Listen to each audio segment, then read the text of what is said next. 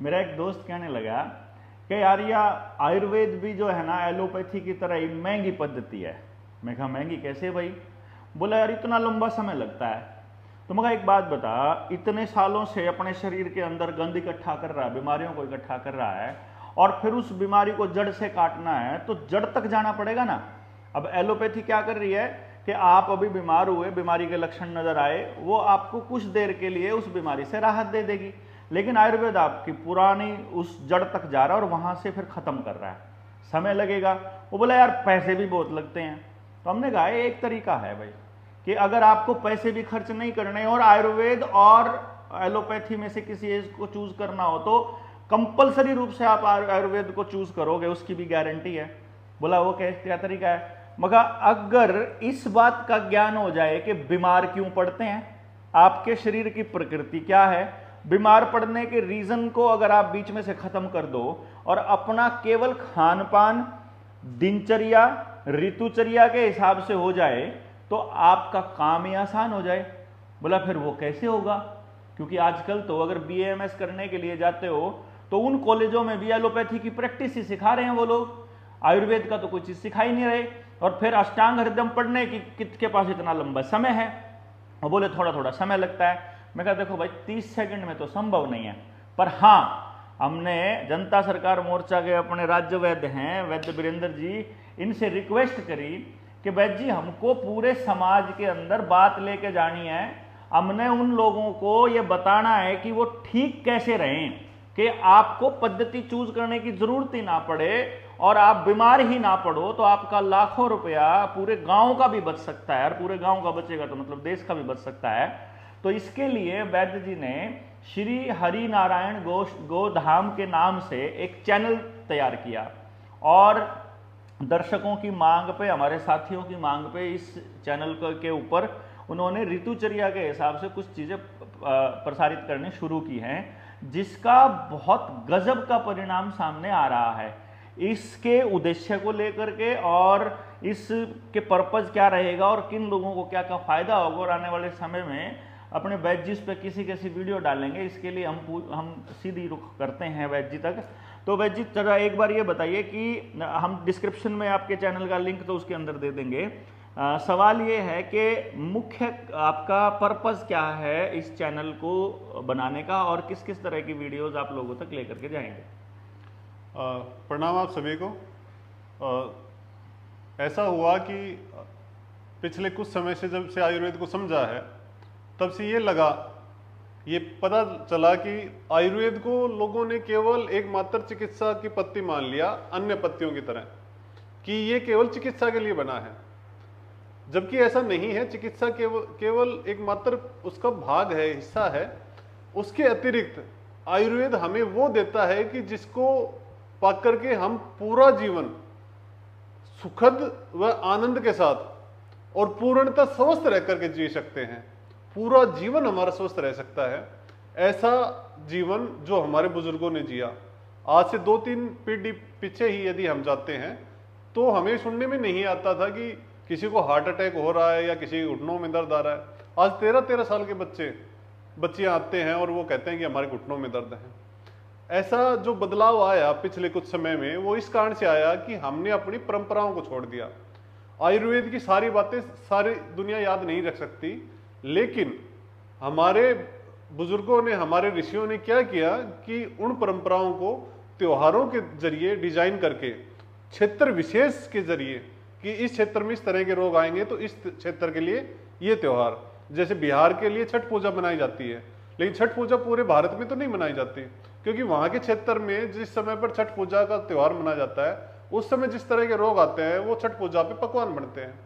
हमारे यहाँ पर जिस क्षेत्र में हम रहेंगे वहां पर अलग अलग त्योहार मनाए जाएंगे 12 महीने, और उन 12 महीने का त्योहार का ये महत्व है कि उस समय जो विशेष पकवान बनेगा उस समय के अनुसार वो आपको निरोगी रखेगा, आपको बीमार होने से लगभग दूर कर देगा।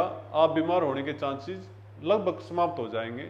इतना सुंदर है ये आयुर्वेद। तो इस पर हमने काम करने का और इस पर विचार करने का निर्णय लिया। बहुत बढ़िया। तो इसमें मतलब ये हुआ कि आपको हर मौसम के शुरू होने से पहले ही वीडियो मिल जाएगी कि भविष्य में आपके ये मौसम चालू हो रहा है, इस मौसम में आपने ये बिल्कुल नहीं खाना है और ये पक्का खाना है, ये दो चार चीजें मालूम पड़ जाए और उसके हिसाब से अगर आप चल पड़े तो आप उस मौसम के बदलाव के समय आने वाली बीमारियों से पीछा छूट सकता है।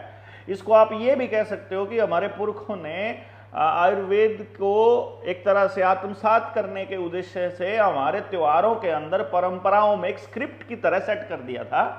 जैसे आज के समय अभी बारिश का मौसम चालू हुआ है, तो ये चमासा जो शुरू हुआ है, इसमें मैंने जितना मैं समझा, वहाँ अपने सुशील भाई हैं जो मैं बार बार जिक्र करा करा, बोला बारिश में तो बस तेल ही खाओ, तेल ही मसलो, तेल ही पहलो, सारा तेल तेल कर दो तो आप जो है बीमार नहीं पड़ोगे, और घी कति छोड़ दो या बाकी दूध जो भी, मैंने तो नहीं पता। आप बताओ जी, इस टाइम पे जो मौसम चल रहा है इसमें क्या तो छोड़ना और क्या खाना, बस शॉर्ट मेन्यू तो भाई ये तो छोड़नी नहीं है, ये छोड़नी है, ये यूज नहीं करनी। तो उसी में अपने लोगों को मालूम पड़ जाएगा कि वो त्योहार में क्यों होता था ये। मुख्यतः इस मौसम में, वर्षा ऋतु में वात कुपित होता है, मतलब जोड़ों के दर्द, और जब भी बादल होंगे, जब भी बारिश होगी तो ये स्वतः ही विकृत होगा वायु, तो वायु से जोड़ों के दर्द बढ़ जाएंगे। इस समय पर यदि हम उन चीज़ों को आधुनिकता से जोड़ के देखें तो यूरिक एसिड की कमी हो, यूरिक एसिड बढ़ गया, कैल्शियम की कमी हो गई, ESR फैक्टर बढ़ गया। जबकि एक विचार करनी बात यह है, क्या बादल हुए उसी दिन वो बढ़ गया, क्या एक दिन या 2 दिन मात्रा में बढ़ गया या घट गया कोई चीज? ऐसा नहीं है। उन्होंने 5 महाभूतों को बहुत ठीक से विचार करके उनके ऊपर, और ऋषियों ने आयुर्वेद दिया और उस आयुर्वेद की परंपराओं को हमारे अंदर डाला। तो इस समय तेल से अधिक महत्वपूर्ण इस समय घी से अधिक महत्वपूर्ण तेल इसलिए भी हो जाता है क्योंकि इस समय पर तेल के अंदर एक विशेष गुण है कि वो उष्ण है, गर्म है, और वात जो है ठंडा है, वायु ठंडी है, तो उसके जो दोष है उसको वो काटता है। दूसरा, तेल रुचिकर है, जैसे अचार वगैरह हम खाते हैं, प्रयोग में लेते हैं, तो वो हमारी भूख को बढ़ाता है, तो उस कारण से कि वो रुचि को बढ़ाएगा। और इस समय पर हमारी जठर अग्नि सबसे कमजोर होती है, मंद होती है, तो इस कारण से इस समय पर तेल कुछ विशेष लाभकारी भी हो जाता है। और तेल से पके हुए पकवान इस समय पर हमारी परंपराओं में डाल दिए गए कि इस समय पर यदि आप इस तरीके के पकवान खाएंगे, गुलगुले बनाया करा, गुलगुले बनावे, सुहाड़ी बनावे, गुलगुले, पूरे, सुहाड़ी, खुरमे, और इसके साथ साथ फुल्ला हुआ मीठा, जैसे कि हम घेवर खाते हैं फुल्ला हुआ, हम बालूशाही, हम मट्ठी खाते हैं फुल्ला हुआ, जो फूल जाएगा वो लघु हो जाएगा, मतलब पचने में हल्का हो जाएगा। तो इस तरीके से उन्होंने परंपराओं में उन चीजों को डाला। और ये ऐसा ही मौसम जब दक्षिण भारत का होता है, जहाँ 12 महीने नमी रहती है, वहाँ साउथ इंडिया में जहाँ समुद्र तटीय क्षेत्र है, वहाँ 12 महीने तेल का प्रयोग किया जाता है। उसका भी विशेष कारण वही है। देखिए, ऋतु को समझते हुए यदि हमने जीवन जी लिया तो मुझे नहीं लगता किसी व्यक्ति को कोई एक गोली भी खाने की आवश्यकता है। तेल सारे वैज्य या कोई खास तेल? अलग अलग क्षेत्र में अलग अलग रोग आते हैं, अलग अलग क्षेत्र विशेष के अनुसार। वहाँ का मौसम दक्षिण भारत की अपेक्षा उत्तर भारत कुछ ठंडा है, इसलिए यहाँ पर थोड़ा सा गर्म तेल आवश्यक पड़ेगा, तो सरसों का तेल। लेकिन वहाँ पर दक्षिण के अंदर जाएंगे तो नारियल का तेल।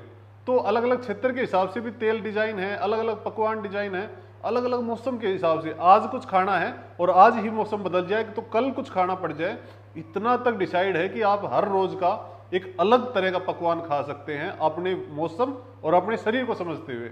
इतना सुंदर है आयुर्वेद। और यदि आप इसमें अगर आप ये ऋतुचर्या फॉलो करने के लिए आपके पास घर के अंदर जरूरी सामान नहीं है, मान लो आज तेल नहीं और फिर भी आपको कहीं या बाहर चले गए, आपको बाहर का खाना पड़ जाए, तो मेरे ख्याल से आप आधा पेट खाली रख लो, क्योंकि जठराग्नि आपकी मंद है उस टाइम पे, तो कम खा लो, पेट खाली रहेगा तो आप उस वक्त भी बीमार होने से बच सकते हो। तो मिर्जापुर, बाछोद मिर्जापुर में वैद्य जी की गौशाला है जिसका नाम है श्री हरि नारायण गोधाम। वहाँ आइए, अगर आप बीमार पड़ते हैं, अगर आप मौसम को ध्यान नहीं रखा हुआ और अपनी लापरवाही से अगर आप बीमार पड़े हो तो आपकी खाल उतारी जाएगी अच्छे से।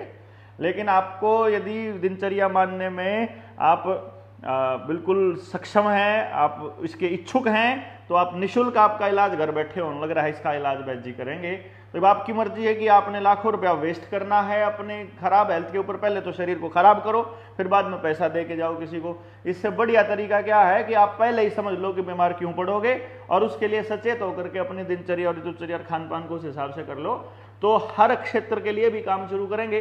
पहले जर्नलाइज चालू कर देते हैं कि आपको किस किस मौसम में क्या खाना है, साथ के साथ मौसम, त्योहार और इन सब चीज़ों के ऊपर लंबी चर्चा रहेगी चैनल के ऊपर। हम भी समय समय पर आपसे चर्चा करते रहेंगे और आपके बीच में मुख्य बिंदु लाते रहेंगे। चैनल पर जाके सब्सक्राइब कर लीजिए, सब्सक्राइब करके नोटिफिकेशन ऑल ऑन कर लीजिए। फिर जो भी आपके पास वीडियो आती है तो उस मौसम के आने से पहले अपने अपने रिश्तेदारों को भेज दीजिए और कह दीजिए इन्हें सुन ले और बीमार होने से बच ले। तो ये एक रास्ता है। तो ये शुरुआत की है, मुझे लगता है कि बहुत अच्छी शुरुआत और समाज के अंदर इसका मैसेज जाना चाहिए। तो आप ज़्यादा से ज़्यादा लोगों तक यह बात पहुंचाओ कि यह चैनल है वैद्य जी का और इस चैनल को सब्सक्राइब करके आगे बढ़ाओ। बहुत बहुत धन्यवाद वैद्य जी। धन्यवाद।